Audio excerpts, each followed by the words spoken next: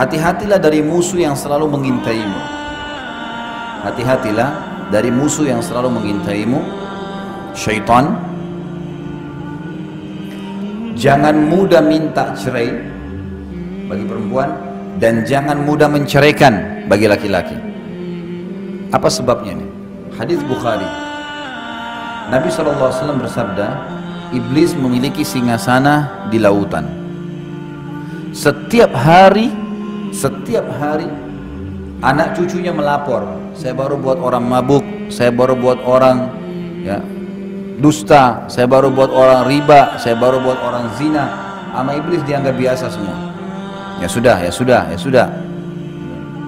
Pas ada anak cucunya mengatakan saya baru menceraikan suami istri, sama iblis diangkat, didudukan di singgasananya, berhenti tugas.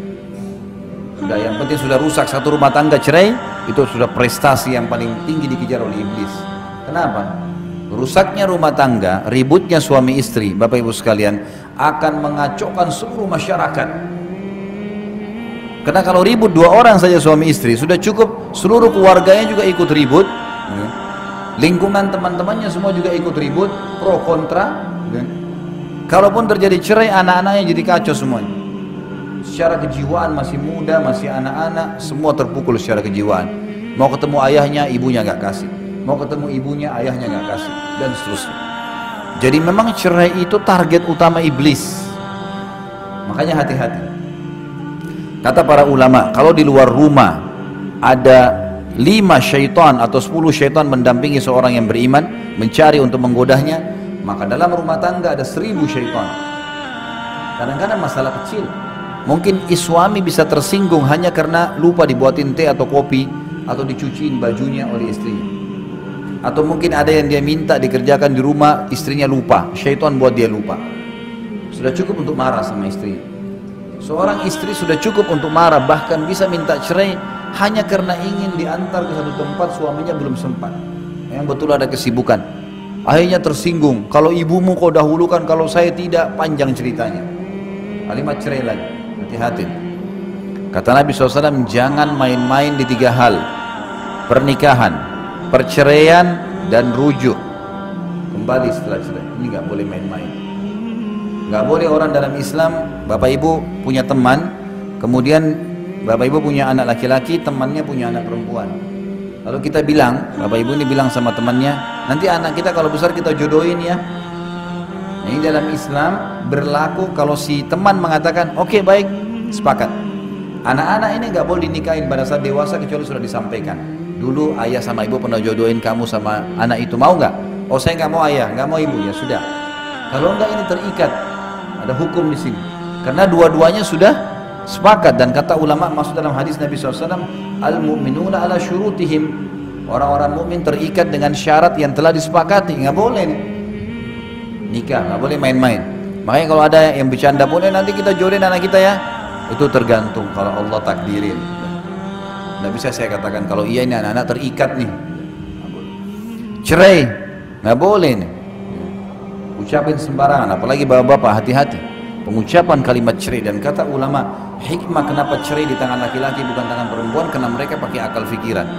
Kalau mau menceraikan masih berpikir nih, ini kedepannya bagaimana, ini nanti bagaimana, anak bagaimana, panjang ini ceritanya. Kalau perempuan tidak, pokoknya ceraikan saya tidak mau tahu, besok apa terjadi ini urusan nanti.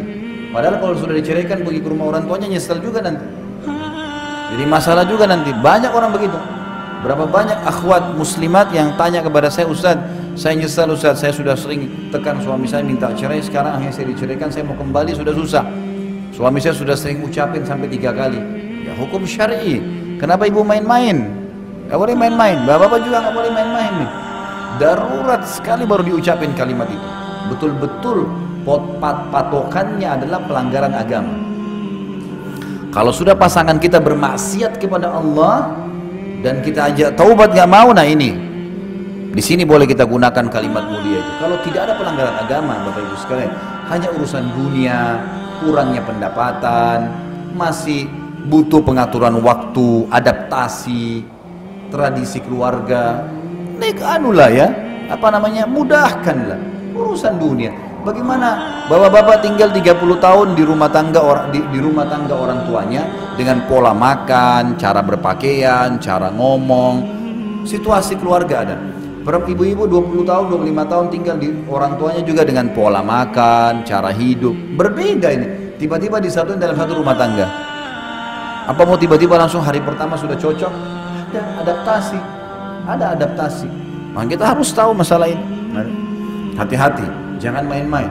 Sampai kata ulama bagi bapak-bapak, kalau ada, saya pernah belajar fikih di tingkat 3 kuliah di kuliah dakwah di Madinah.